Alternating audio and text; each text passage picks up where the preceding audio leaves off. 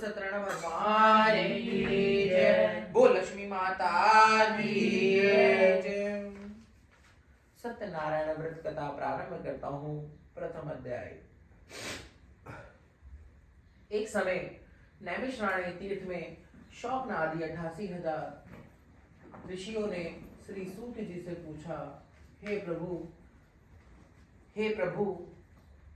प्रभु किस प्रकार वेद विद्या रहित इस कलयुग में वेद विद्या रहित मनुष्यों को प्रभु भक्ति किस प्रकार मिलेगी तथा उनका उद्धार कैसे होगा।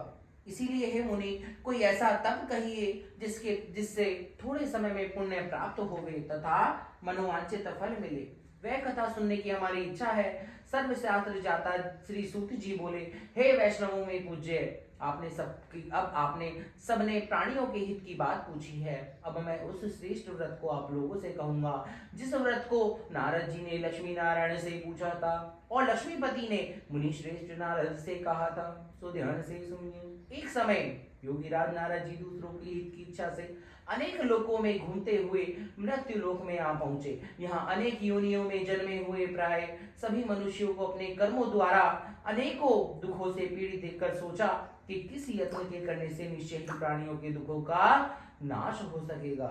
ऐसा मन में सोचकर विष्णु लोक को गए। वहां श्वेत वर्ण और 4 भुजाओं वाले देवों के ईश नारायण को देखकर, जिनके हाथों में शंख चक्र गदा और पद्य थे तथा वरमाला पहने हुए थे, स्तुति करने लगे, हे भगवान, आप अत्यंत शक्ति से संपन्न हैं। मन तथा वाणी भी आपको नहीं पा सकती। आपका आदि मध्य अंत नहीं है। निर्गुण स्वरूप सृष्टि के आदिभूत व भक्तों को दुखों को नष्ट करने वाले हो। आपको मेरा बारंबार नमस्कार है। नारद जी से इस प्रकार की स्तुति सुनकर भगवान विष्णु बोले, हे मुनि श्रेष्ठ, आपके मन में क्या है? आपका किस काम के लिए आगमन हुआ है? निसंकोच कहो। तब नारद मुनि बोले, मृत्यु लोक में सब मनुष्य जो अनेक योनियों में पैदा हुए हैं, अपने अपने कर्मों के द्वारा अनेक प्रकार के दुखों से दुखी हो रहे हैं। हे नाथ, मुझ पर दया रखते हो तो बतलाइए कि उन मनुष्यों के सब दुख थोड़े ही प्रयत्न से कैसे दूर हो सकते हैं। श्री भगवान जी बोले, हे नारद, मनुष्यों की भलाई के लिए तुमने बहुत अच्छी बात पूछी है। जिस काम के करने से मनुष्य मुंह से छूट जाता है वह मैं कहता हूँ। सुनो, बहुत पुण्य देने वाला स्वर्ग तथा मृत्यु लोक दोनों में दुर्लभ एक उत्तम व्रत है। आज मैं प्रेमवश होकर तुमसे कहता हूँ, सत्यनारायण का यह व्रत अच्छी तरह विधि पूर्वक करके मनुष्य आयु पर्यंत यहाँ सुख भोग कर मरने पर मोक्ष को प्राप्त होता है। श्री भगवान के वचन सुनकर नारद मुनि बोले कि उसका व्रत क्या है, उसका फल क्या है, क्या विधान है और किसने यह व्रत किया है और किस दिन यह व्रत करना चाहिए, विस्तार से कहिए। भगवान बोले, दुख शोक आदि को दूर करने वाला, धन धान्य को बढ़ाने वाला, सौभाग्य तथा संतान को देने वाला यह व्रत सब स्थानों पर विजयी करने वाला है। भक्ति और श्रद्धा के साथ किसी भी दिन मनुष्य श्री सत्यनारायण की प्रातः काल के समय ब्राह्मणों और बंधुओं के साथ धर्म परायण होकर पूजा करे। भक्ति भाव से नैवेद्य केले का फल, घी, दूध और गेहूं का चूर्ण सवाया ले। गेहूं के अभाव में साठी का चूर्ण, शक्कर, गुड़ ले और सब भक्षण योग्य पदार्थ जमा करके भगवान को अर्पण कर दे तथा बंधुओं सहित सब ब्राह्मणों को वेज भोजन कराए। पश्चात स्वयं भोजन करे। नृत्य गीत आदि का आचरण कर सत्यनारायण भगवान का स्मरण करते हुए समय व्यतीत करे। इस तरह व्रत करने पर मनुष्यों की इच्छा निश्चय ही पूरी होती है। विशेषकर कली काल में भूमि पर यही मोक्ष का सरल उपाय है। सत्यनारायण भगवान की जय। द्वितीय अध्याय प्रारंभ करता हूँ। सूत जी बोले, हे ऋषियों, जिसने पहले समय में इस व्रत को किया है उसका इतिहास कहता हूँ। ध्यान से सुनो। सुंदर काशीपुरी नगरी में एक अत्यंत निर्धन ब्राह्मण रहता था। वह भूख और प्यास से बेचैन हुआ नित्य पृथ्वी पर घूमता था। ब्राह्मणों से प्रेम करने वाले भगवान ने ब्राह्मण को दुखी देखकर बूढ़े ब्राह्मण का रूप धर उसके पास आदर के साथ पूछा, हे विप्र, नित्य दुखी हुआ पृथ्वी पर क्यों घूमता है? हे श्रेष्ठ ब्राह्मण, यह सब मुझसे कहो, मैं सुनना चाहता हूँ। ब्राह्मण बोला, मैं निर्धन ब्राह्मण हूँ, भिक्षा के लिए नित्य पृथ्वी पर फिरता हूँ। हे भगवान, यदि आप इसका उपाय जानते हो तो कृपा कर कहो। वृद्ध ब्राह्मण बोला कि सत्यनारायण भगवान मनोवांछित फल देने वाले हैं, इसीलिए हे ब्राह्मण, तू उनका पूजन कर, जिसके करने से मनुष्य सब दुखों से मुक्त होता है।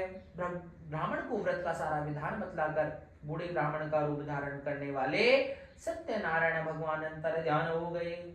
जिस व्रत को व्रत ब्राह्मण ने बतलाया है मैं उसको अवश्य करूंगा। यह निश्चय करने पर उसे रात में नींद भी नहीं आई और वह सवेरे उठ सत्यनारायण के व्रत का निश्चय कर भिक्षा के लिए चल दिया। उसको भिक्षा में बहुत सा धन मिला जिससे बंधु बांधवों के साथ उसने सत्यनारायण का व्रत किया। इसके करने से वह ब्राह्मण सब दुखों से छूटकर अनेक प्रकार की संपत्तियों से युक्त हुआ। उस समय से वह ब्राह्मण हर मास व्रत करने लगा। इस तरह सत्यनारायण भगवान के व्रत को जो करेगा वह मनुष्य सब दुखों से छूट जाएगा। इस तरह नारद जी से नारायण का कहा हुआ यह व्रत मैंने तुमसे कहा। हे विप्रो अब मैं और क्या कहूं। ऋषि बोले हे मुनीश्वर संसार में इस ब्राह्मण से सुनकर किसी ने इस व्रत को किया है यह हम सब सुनना चाहते हैं। इसके लिए हमारे मन में श्रद्धा है। सूत जी बोले हे मुनियों जिसने इस व्रत को किया है यह सब सुनो।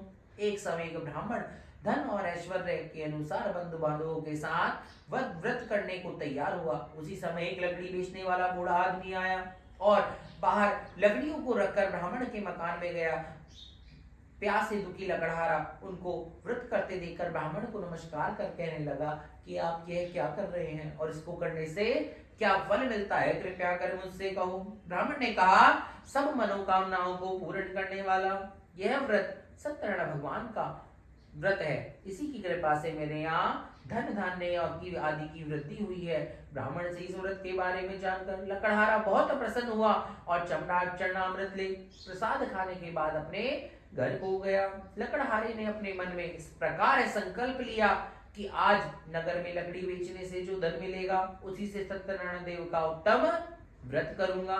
यह मन में विचार कर वह बूढ़ा आदमी लकड़ियां अपने सिर पर रखकर जिस नगर में धनवान लोग रहते थे ऐसे सुंदर नगर को गया।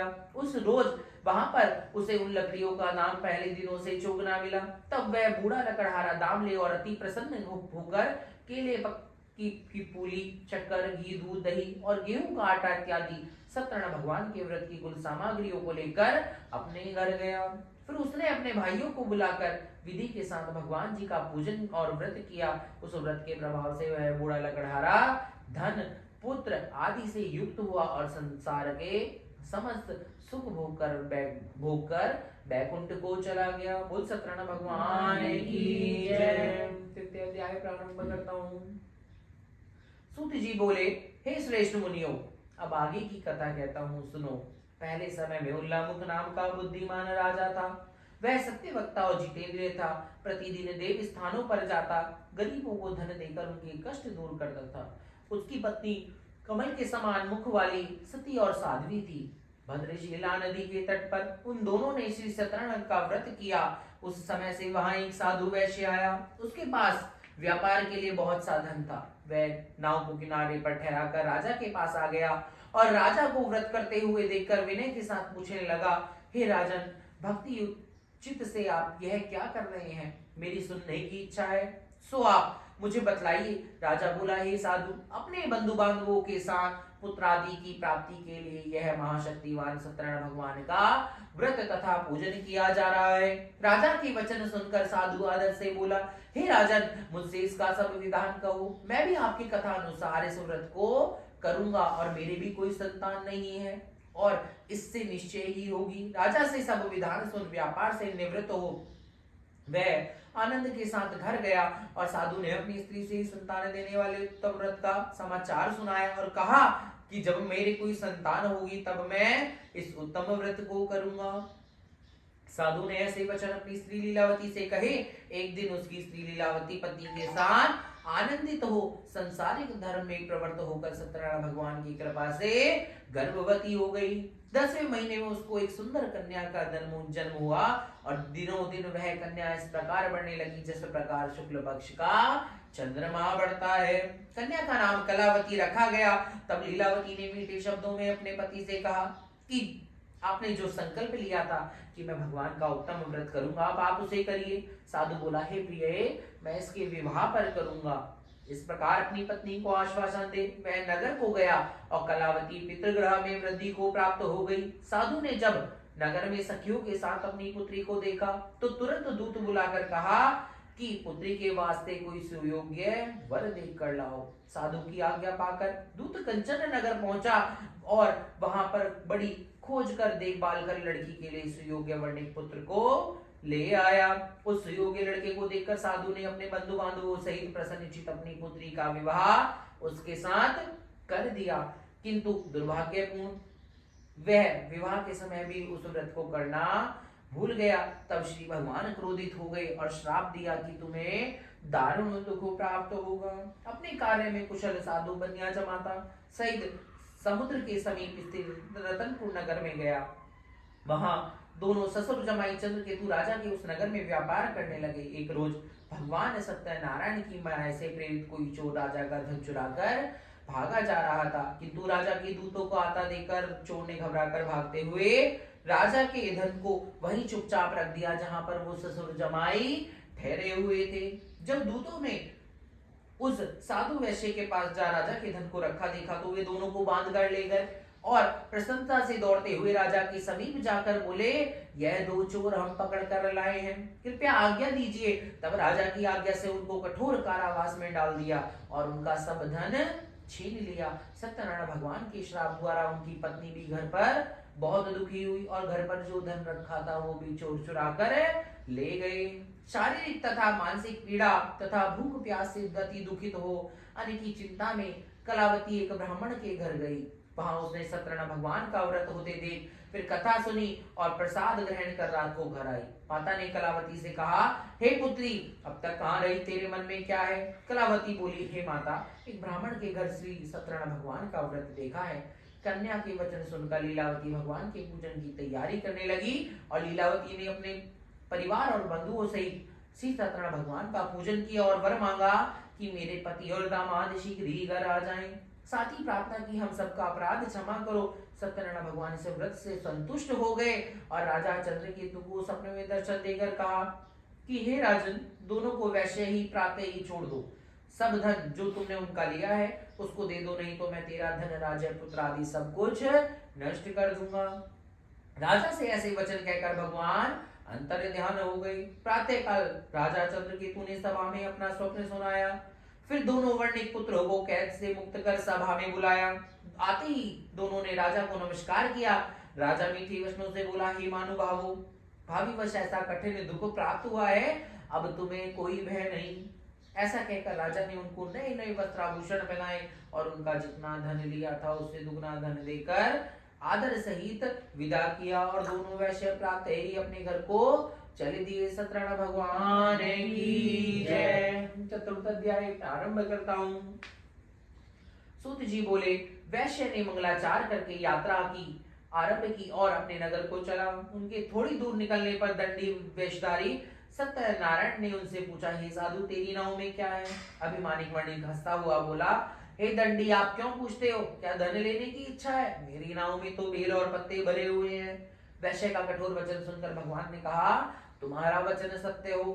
दंडी ऐसा कहकर वहां से दूर चले गए और कुछ दूर जाकर समुद्र के किनारे बैठ गए। दंडी के जाने पर वैश्य ने नित्य क्रिया करने के बाद नाव को ऊंची ऊटी देखकर अचंभा किया और नाव में बेल पत्ते आदि देखकर मूर्छित हो जमीन पर गिर पड़ा। फिर मूर्छा खुलने पर अत्यंत शोक प्रकट करने लगा। तब उसका दामाद बोला कि आप शोक ना करें, यह दंडी का श्राप है, अतः हमें उनकी शरण में चलना चाहिए, तभी हमारी मनोकामनाएं पूरी होंगी। और दामाद के वचन सुनकर साधु वर्णिक दंडी के पास पहुंचा और अत्यंत भक्ति भाव से नमस्कार करके बोला, हे भगवान, आपकी माया से मोहित बाद ब्रह्मा भी आदि आपके रूप को नहीं जानते तो मैं अज्ञानी कैसे जान सकता हूँ। आप प्रसन्न होइए और मैं सामर्थ्य के अनुसार आपकी पूजा करूंगा और मेरी रक्षा करो और पहले के समान मेरी नौका में धन भर दो।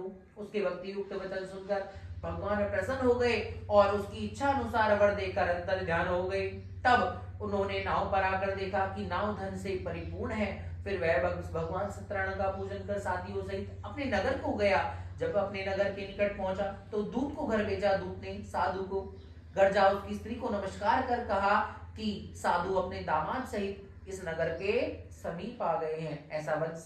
ऐसा वचन सुनकर साधु की स्त्री ने बड़े हर्ष के साथ सत्यदेव का पूजन कर पुत्री से कहा कि मैं अपने पति को दर्शन को जाती हूँ, तू कार्य पूर्ण कर शीघ्र आना। माता के ऐसे वचन सुनकर कलावती प्रसाद छोड़कर अपने पति के पास गई और प्रसाद की अवज्ञा के कारण सत्यदेव ने रुष्ट हो उसके पति को नाव सहित पानी में डुबो दिया। कलावती अपने पति को न देखकर रोती हुई जमीन पर गिर गई और इस तरह नौका को डूबा हुआ तथा कन्या को रोता हुआ देख साधु दुखी तो बोला, हे प्रभु, मुझसे या मेरे परिवार से जो भूल हुई है उसको क्षमा करो। उसके दीन वचन सुनकर सत्यदेव प्रसन्न हो गए और आकाशवाणी हुई, हे साधु, तेरी कन्या मेरे प्रसाद को छोड़कर आई है, इसीलिए इसका पति अदृश्य हुआ है। यदि वह घर जाकर प्रसाद खाकर लौटे तो इसको इसका पति अवश्य मिलेगा। और ऐसी आकाशवाणी सुनकर कलावती ने अपने घर पहुंचकर प्रसाद खाया, फिर आकर पति के दर्शन किए। तत्पश्चात साधु ने बंधु बांधवों से सत्यदेव का विधि पूर्वक पूजन किया। उस दिन से वह प्रत्येक पूर्णिमा को सत्यनारायण भगवान का पूजन तथा कथा करने लगा और फिर इस लोक का सुख भोग कर अंत में स्वर्ग लोक को गया। बोल सत्यनारायण भगवान की जय। पंचम अध्याय प्रारंभ करता हूँ। सूत जी बोले, हे ऋषियों, मैं अब और भी कथा कहता हूँ, सुनो। प्रजा पालन में लीन तुंगध्वज नाम का एक राजा था। उसने भी भगवान का प्रसाद त्याग कर बहुत दुख पाया। एक समय वन में जाकर वन ने पशु को मारकर बढ़ के नीचे आया।